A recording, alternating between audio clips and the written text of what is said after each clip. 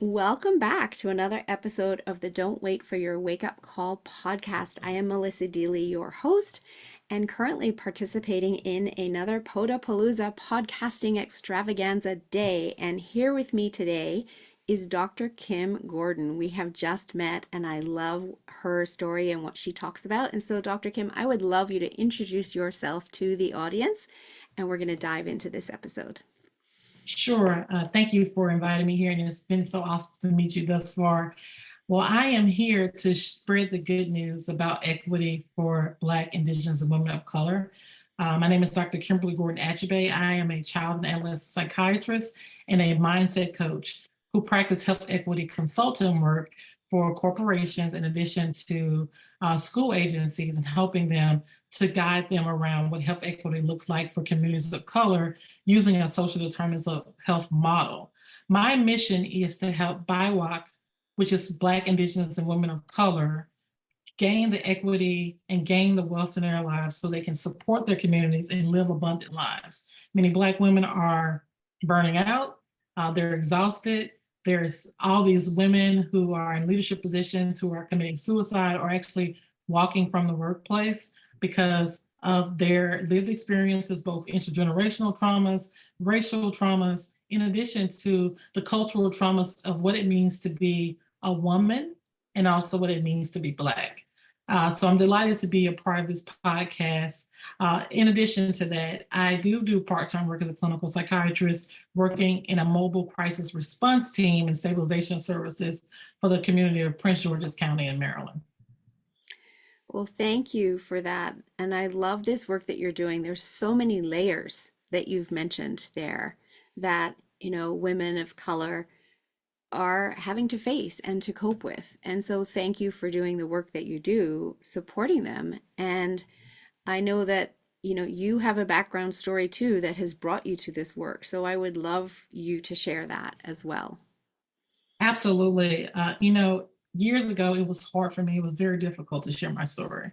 A lot of that was probably my own trauma and feeling Hmm. unworthy and feeling like that wasn't the story that people needed to know about. As I assimilated in a career in medicine, and I use that word deliberately, people from diverse backgrounds oftentimes have to assimilate into a culture that may not be familiar to them. So the assimilation trauma for me actually happened more in medical school than it actually happened earlier in my life. But I had some traumas early on that really set me up for, I would say, a disaster, a storm, a dark night of the soul type of moment where you're like on the floor crying, asking God, is this it? Is this the end? So I'll start by sharing that I was born in New Orleans, Louisiana, in the 1980s.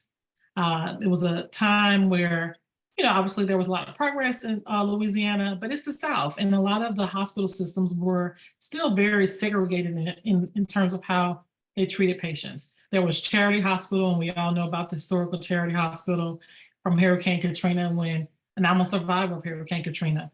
So there was Charity Hospital, and then there was this Tulane Hospital and the VA and these other hospital entities. So my mom in the 1980s was living in New Orleans, pregnant with me, and had multiple challenges around pregnancy. I was supposed to be a twin, but unfortunately, because she didn't get adequate health care, she lost my identical twin, but she was able to save me. And from that day, she decided that I was not only going to be her miracle child, I was going to be a doctor. And so that was instilled in me very early.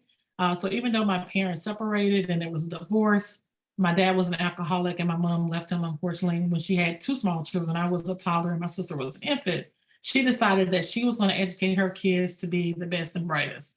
My sister is an attorney. My brother is a linguist, just really great, smart people. Sounds like you had But a living very, very strong, wonderful mother. Yes, very strong.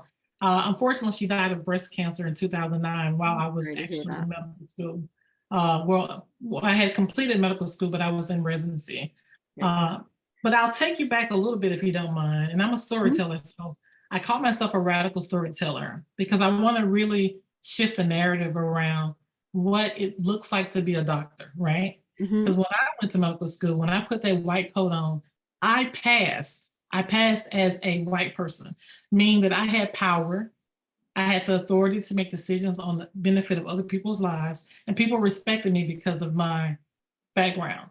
But I really didn't pass, right? It was just kind of a facade because when I took off that white coat in the same hospital where people recognized me as a doctor, when I took it off, I was just a regular Black person.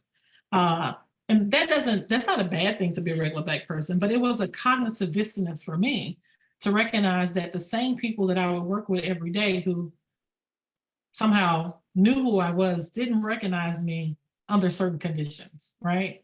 And that Right. was an invalidating experience for me. Or But that I you was became a different person simply because you took off a white coat. just because I took off the white coat. Right. Um, call a different name. It was disturbing. It was a cognitive Mhm. dissonance that I still sometimes cry about.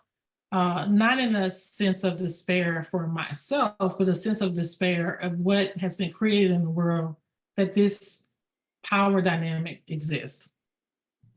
But you heard about my early parts of my childhood being born. But I'm a survivor. My mom is too, very resilient. She left my dad, became a registered nurse, bought a home, took care of her family, and subsequently, at the probably the pinnacle of her life, where she remarried and was feeling good about her life, my brother was she was pregnant with my brother at the time. That we lost our uncle, my favorite uncle, who was a father figure to me and my mom's best friend. He unfortunately was beat up by police. He was brutally beat up by police in a segregated area at the time. And that was scary for me because at this point, I went to a private school. It was predominantly Black private school, but most of my teachers were Caucasian. They were nice people. They were good people to me. I loved them. I spent time with them. I actually went on trips to visit their family in other cities. And so the R word racism didn't have a connotation to me. It was what happened to other folks. It didn't happen to me or my family. So when it happened, my family changed. We were a family of gospel singers, and we just stopped getting together. The caring, the love that was there just wasn't there anymore. It was still there, but it was trauma. It was Mhm. depression. It was anxiety. It Yeah. was stress because of finances.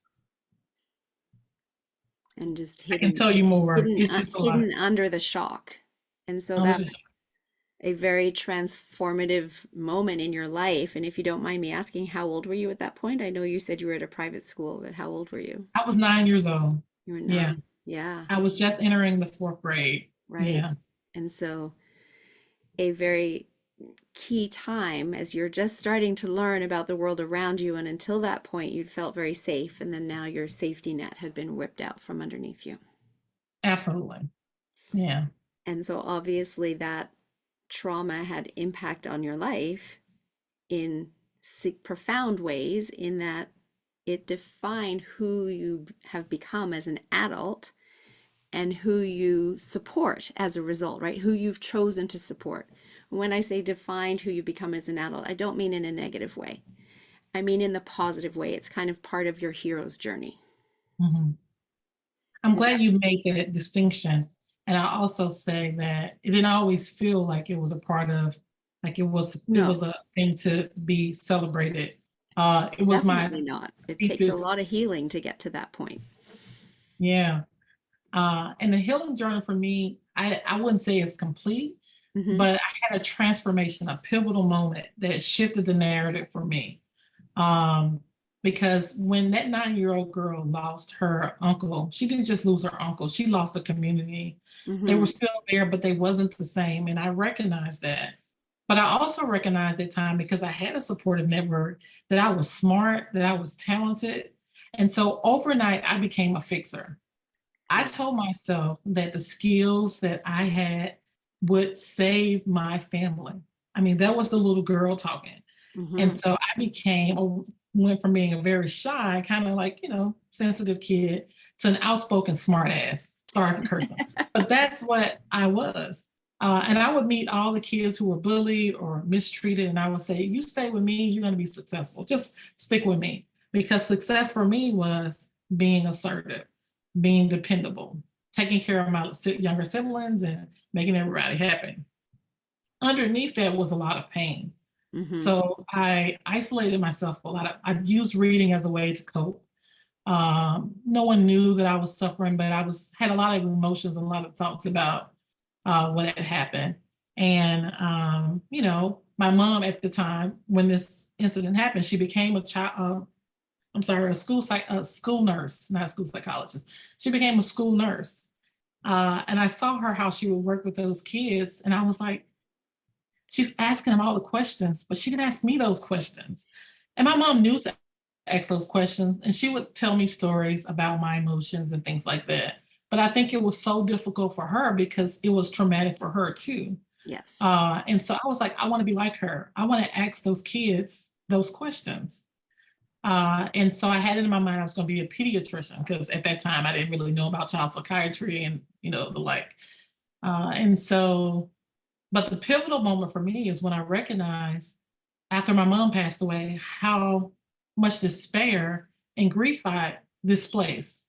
Meaning, all along I had thought that I would fix my family and I would save my mom. And so those patients I supported, it was almost like it was an extra burden because no matter what I did, the social issues were there, the inequities were there. I would speak up against it, but people wouldn't listen. And it reminded me of being that 9-year-old girl, almost 10, standing on a stage with a bunch of people, because again, my family sung gospel music. And I didn't tell my mom that I was being bullied at school.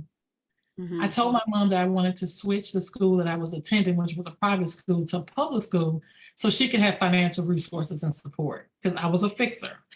So I made this elaborate plan. She said, "Oh, you guys want to wear new, nice outfits because you only get to wear uniforms. This is going to be fun for you." So she bought into the plan. I went to a public school and I was bullied. The kids there said I talk white, I act white, I'm not like them. It was disheartening and it was kind of sad. It was like another cognitive dissonance. I'm not black enough. I'm not white enough. I'm just like kind of in that Where do little I fit? Yeah. where do I fit Yeah. world. But I knew I was smart, even though the teachers at the school that I was attending, the public school, did not think I was smart. They told me I was the dumbest kid in the class and I had good grades. And so the bullying from both the teachers and the kids was scary for me, but I was the oldest child. I didn't want to tell my mom, I didn't want to burden her. So we're on this stage and I'm singing, and I open my eyes because I was a singer who closed my eyes, and I open up my eyes and I see all these people crying, and I just wanted to cry like they did. I wanted to cry. I fell to the ground, and that's when it was revealed that I was bullied so much that I had broken my ankle. I was walking on an ankle that was broken. So that was the kind of kid I was, right? Holding Right. it in.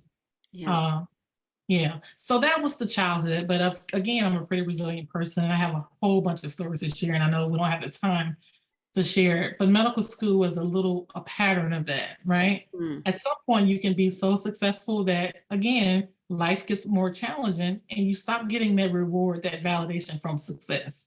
And that's when I started to feel more rejection, more abandonment, more frustration with the plights that I experienced, from Hurricane Katrina loss to losing my mom, all of that, medical school trauma, assimilation trauma, still being a leader, but showing up for other people. But at home, I'm burnt out.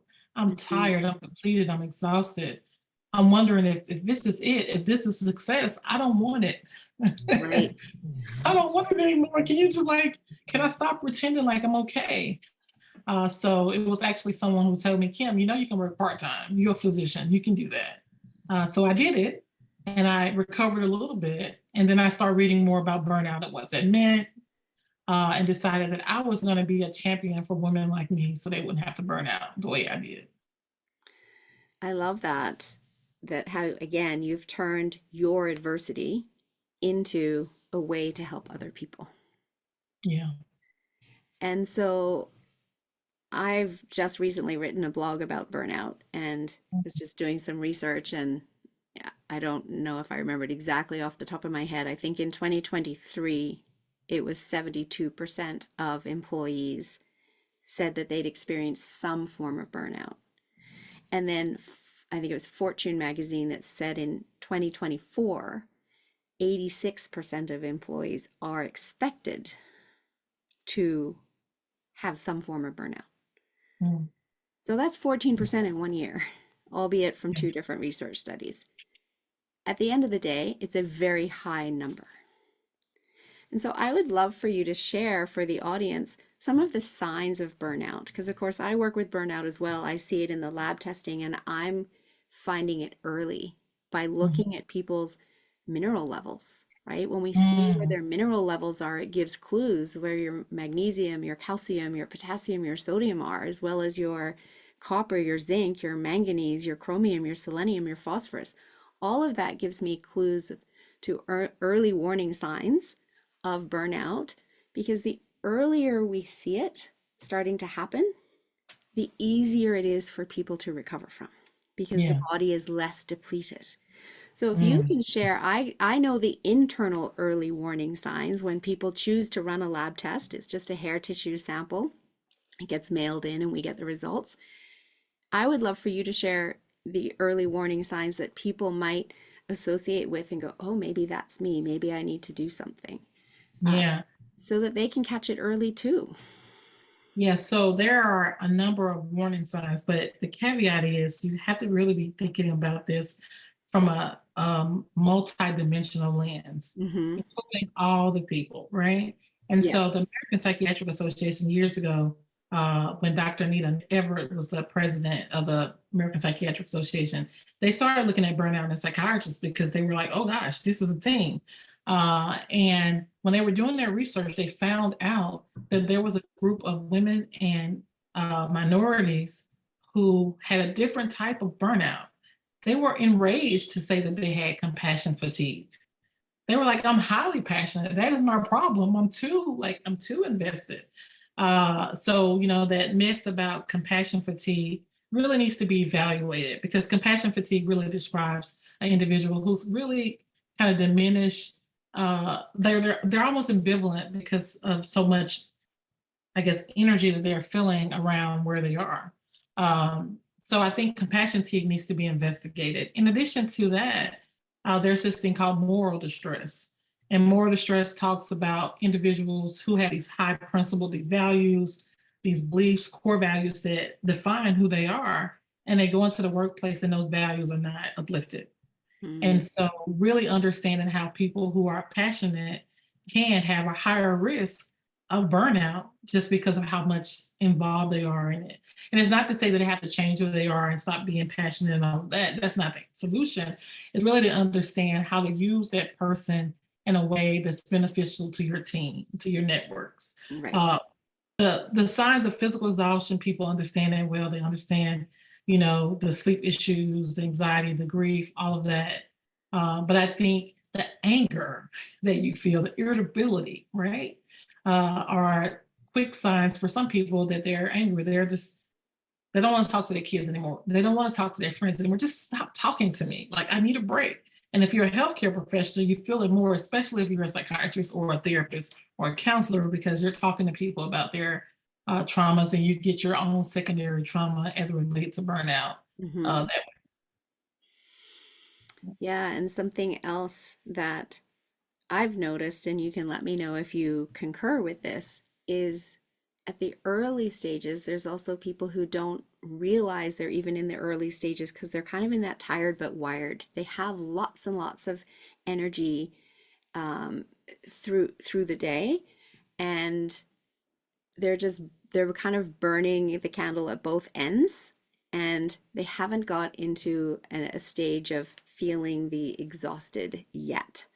Or the flip side of that is they're tired through the day, and then when they go to bed because they're tired, now all of a sudden they're wide awake mm, and they can't sleep. So we call it kind of the tired but wired. And in those early stages, people don't necessarily realize that they are going down the path of burnout and to get that help sooner. yeah. So I yeah, think go I ahead. think we recognize that burnout can happen to anybody. That's the first step. Yes. And really is not necessarily, I like what you're saying about people not recognizing the early signs of burnout or if they're approaching it. But really what's happening is that we have a society that's a grind culture. Like, we are just entirely too busy, right? Yes, absolutely. With our devices, with the way we conduct ourselves every day. our schedules are on speed, right? Hmm. And so the value of rest. There was a great book that was written for Black women, was geared for Black women, but it's called The Nap Ministry, and it says that rest is resistance. The whole principle is rest is radical resistance for people who have historically been traumatized and have been exploited and worked to death, literally. And so we have to understand that whether you are from that identified group or not, we have a cultural issue where we have to address how people take care of themselves. And self care means also embodiment. Like I remember going to work and I would be at my desk all day and I didn't even take care of my bodily functions. I didn't go get some water or use the restroom or do those walks around the office or go outside and see fresh air. It's kind of like you're just sitting in front of your computer typing away. And I was like, what does other people feel like? What does that experience feel like for them? So I started talking to my peers and colleagues, and they said, yeah, I mean, I feel like I'm in front of the computer just typing my notes and I just can't get anything accomplished.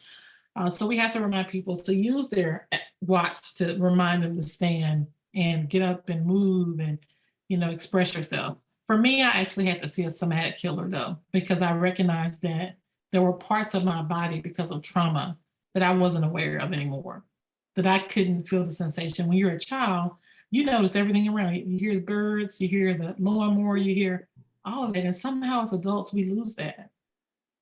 We don't feel it anymore. Yeah, I agree with everything that you've shared there. We are culturally, it's a do more society. Mhm, And we're raised on the premise that, to be successful, you have to work harder mhm, as opposed to smarter, right? mhm. And that if you rest, you're lazy. So, we all hear this in various forms and different language, but it's still that same societal messaging. And society is the most stressed out that it's ever been, which is why we're seeing these burnout numbers getting higher and higher and higher with Right. each year that passes.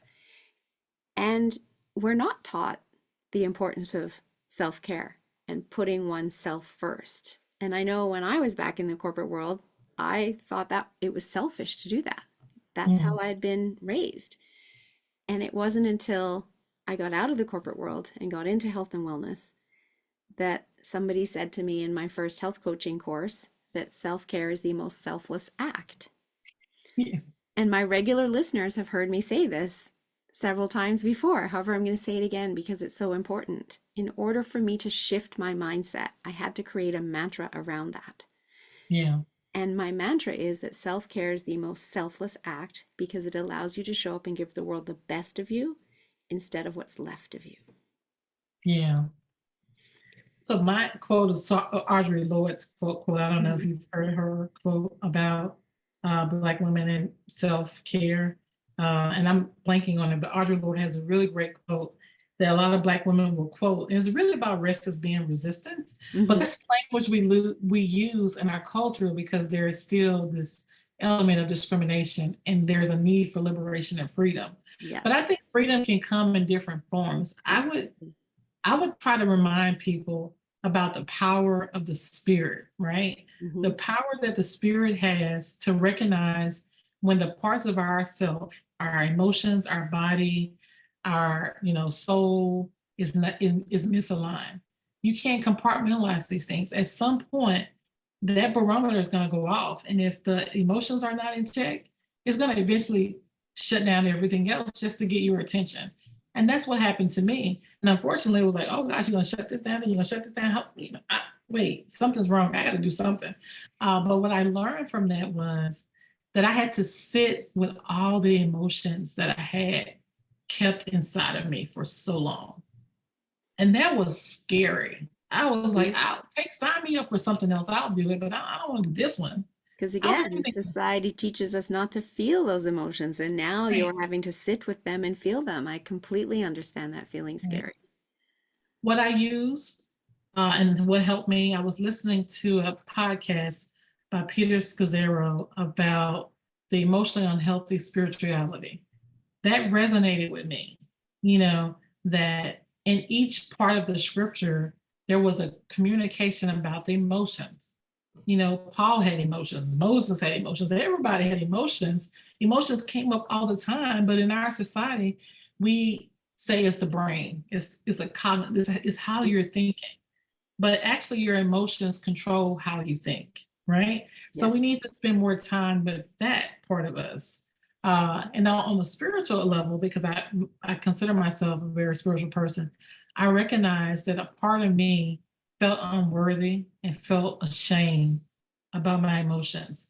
So I couldn't sit with myself, and therefore I couldn't go to my creator and God about it. That Hmm. was a secret, except it wasn't because he knew, but he Yes. was waiting for me, It was to your have learning. permission. You Yeah, needed to learn that for yourself. yeah, Yes. I needed to learn that for myself. Yes. And I'm a big believer that we are here in Earth School to get the learnings that we Hmm. need. So every event that happens, I know in the moment it doesn't feel like it. However, every event that happens is actually there for us to learn and grow. And when Yeah, we get the learning, we can move through it. exactly.